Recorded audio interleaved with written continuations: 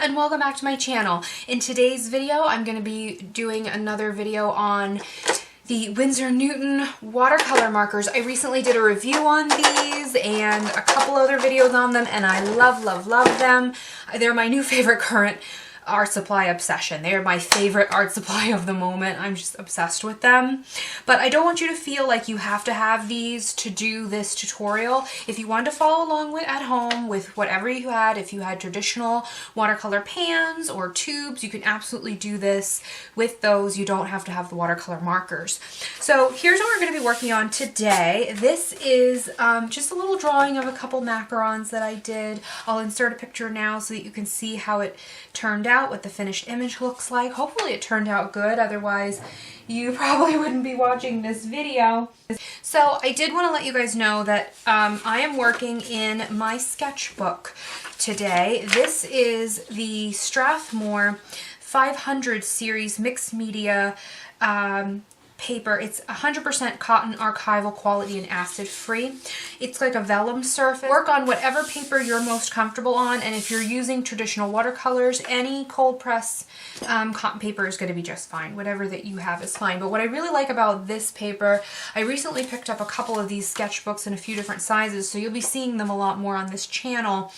And I really like them because they're nice quality and they are archival quality, 100% cotton, like I said. So if something that I do in here turns out really well and somebody wants to buy it, I can just take an X-Acto knife and very neatly and cleanly cut it from the sketchbook and then still sell it if I want to. So I really like it for those purposes. Spoiler alert, I wasn't all that impressed with this paper after all, as it would turn out, but I will be doing a full review in the future, so stick around. I also wanted to mention that I'm going to be using mostly the kind of pastel light tints for this painting because it's going to be a lot of really light pastel spring macaron cookies. I'm going to use the lemon yellow, the pale rose, this phthalo green yellow shade, which is very pale mint kind of green on my swatch chart here. But I'm not sure if possibly I got a defective one and that's why it's that light. It might not supposed to be that light, so I just wanted to let you guys know that. Yeah, because I wanted to see how all the very pale light tints would kind of work together in a painting, and I'm also going to be using the violet. So without further ado, let's get on with the tutorial. So for the background, I just started off by scribbling my markers off on a porcelain plate so that I could pick them up with a damp brush and do a wet into wet wash. You can absolutely use regular watercolor tubes or pans for this, so just use whatever you have and it's gonna be fine. Now, I was trying to get the paint to bloom for those attractive cauliflower patterns in there, just for a little added texture, so I was making the wash pretty wet and wild so that I could force uneven drying to achieve the effect, which really wasn't difficult on this paper, I have to say. I dropped in shades of light pink, purples, and even some buttery yellow in there. I wanted the background very pastel and playful, but not to distract too much. I also added some spatters with a juicy brush for some added visual interest. I was very careful to try and avoid the macaron cookies since I'm working on a transparent medium here, and I knew that I wouldn't be able to cover up any mistakes later, although I will go in with some gouache toward the end, so, you know, you can kind of correct it that way. Now, I did an uneven border or a deckled edge on this piece because I thought it added to the fun and looser look that I was going for, but you can tape it down on all four edges and get a clean, even border if you prefer. So, moving on, starting to work on those cookies. After I let the background dry completely, I came in to start on the pink macaron. Working on that top cookie, you'll notice I left the far left edge completely free of color. That's because I knew that I was going to blend the colors out from the right, since I don't have anything that light in the watercolor markers, and that is the side that my light source is coming from. So that's one method to get around that issue of super light tints in a very limited color palette such as these. Now on the pink cookies, I added some of the violet for a natural harmonious shadow, but also since these cookies are so near to each other, they'd have color influence of the other cookies around them. So I also added in some of the yellow, the lemon yellow, into the green, you know, the pistachio macaron, for example, so on and so forth, because they would have a little bit of color influence of one another. And then I dropped in a very small amount of fine salt for a bit of texture on those cookies, but only the ones in the foreground. The ones in the background wouldn't be that detailed, so I'm not adding it there. Be sure to add that, just the tiniest little bit of ultra fine salt while the paint is still wet. Moving right along to the yellow macaron, I used a base coat of the lemon yellow, which is very appropriate being that these are lemon cookies, and I added a touch of cadmium yellow, but I'm actually shading the yellow macaron with raw sienna. It not only makes a very natural shadow on these, but it looks just a little bit toasted, like a yellow ochre, but with a hint of red. It's just perfect for baked goods. I mentioned my love for using raw sienna with baked goodies in my gingerbread cookies painting tutorial, but it worked excellent here as well without the colors going muddy, so it really maintained a freshness.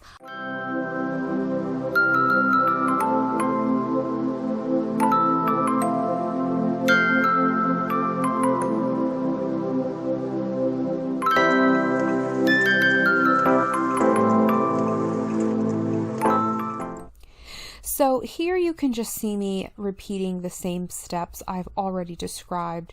It does get a little repetitive since we have multiples of the same object, but I wanted to mention that I did apply masking fluid at the start to preserve the whites of the cream filling inside the cookies. All but the purple cookie, since it has a dark berry jam in the middle. It's the only one, but I think that it just makes for a little more interest.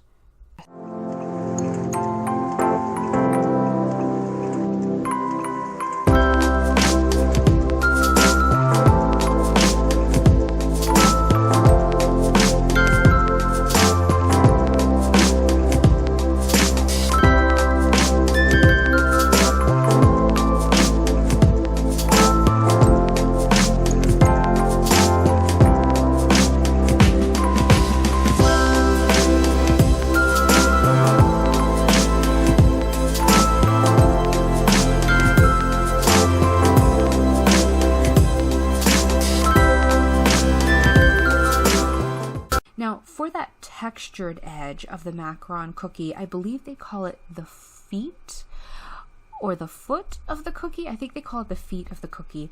I'm going in with the bullet end or the bullet nib of the marker to add a scribble texture, and then going over it lightly with a wet brush. I don't want to totally blend out all the marks, but just sort of soften them and wet out the area pretty good. And then I'm dropping in some coarse grind kosher salt. Very, very important here. It must be the coarse grind salt. And that's going to dry very roughly and bloomy and uneven and give that really flaky, ruffly texture to the macaron cookie edge. Now the cookies in the back off to the left, they would be really blurry and out of focus, so I'm not really detailing those too much. I want them blurry and soft focus and just sort of there, but not pulling attention too much from what's happening.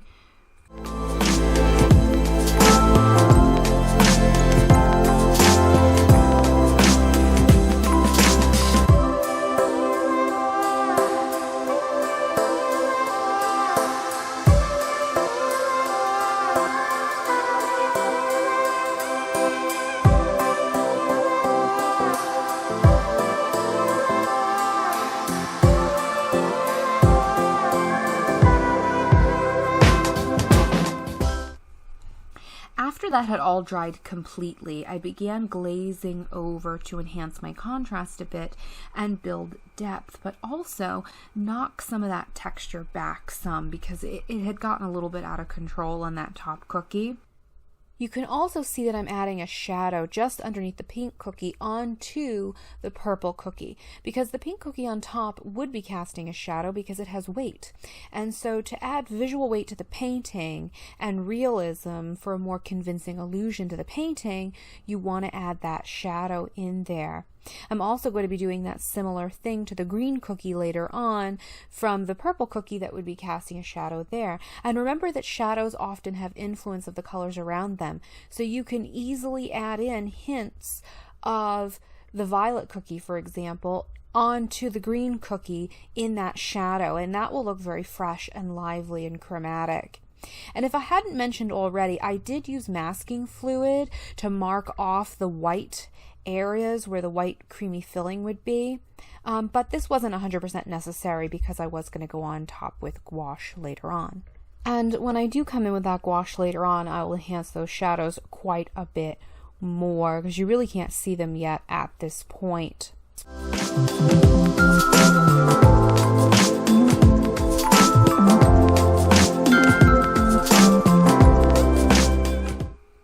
So now I'm going in over the top with gouache because I really wanted that illustrative kind of pop art look with these, fun and cute and colorful and happy little cookies, but also because this is a mixed media sketchbook and I wanted to play around with mixed media.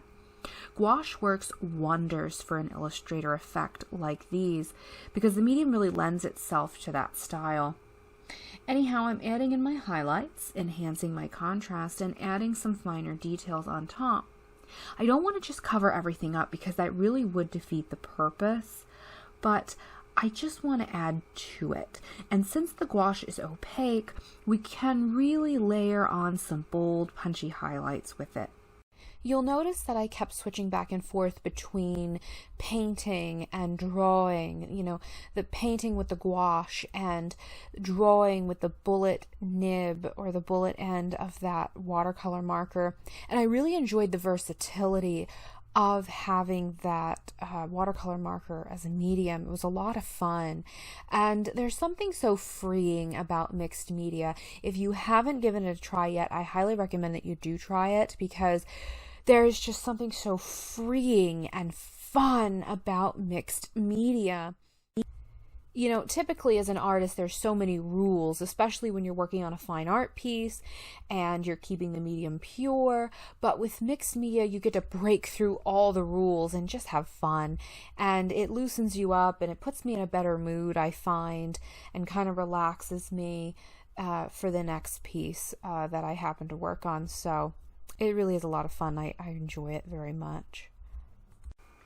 Now seems like a good time to mention, if you haven't already noticed, if you've been a follower of this channel for some time, that I have this very same design in a soft pastel tutorial, very beginner friendly if you guys are interested.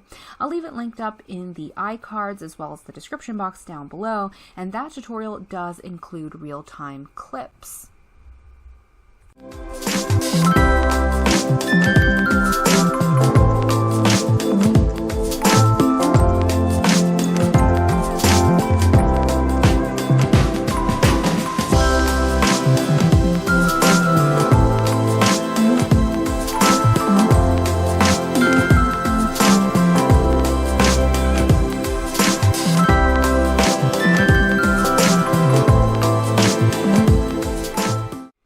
Again, I'm really only focusing on the cookies that would be in detail, in sharper focus, not the ones in the background.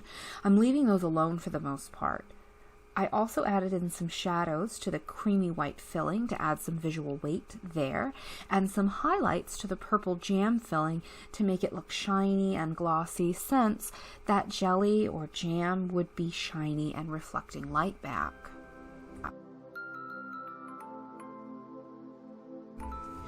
And that pretty much does wrap up and complete this tutorial. I wanted to thank you guys so much for watching and supporting the channel. Please don't forget to subscribe, give me a thumbs up, and share my videos because it really helps out my channel and it really helps me out to keep making these videos for you guys. They really are a lot of work. I put a lot of passion and dedication into these, and if you would give me that thumbs up, subscribe, and if you would share my videos, I would appreciate it so much. I love you guys so much, and I'll see you guys in the next video. And as always, have a great day. Bye.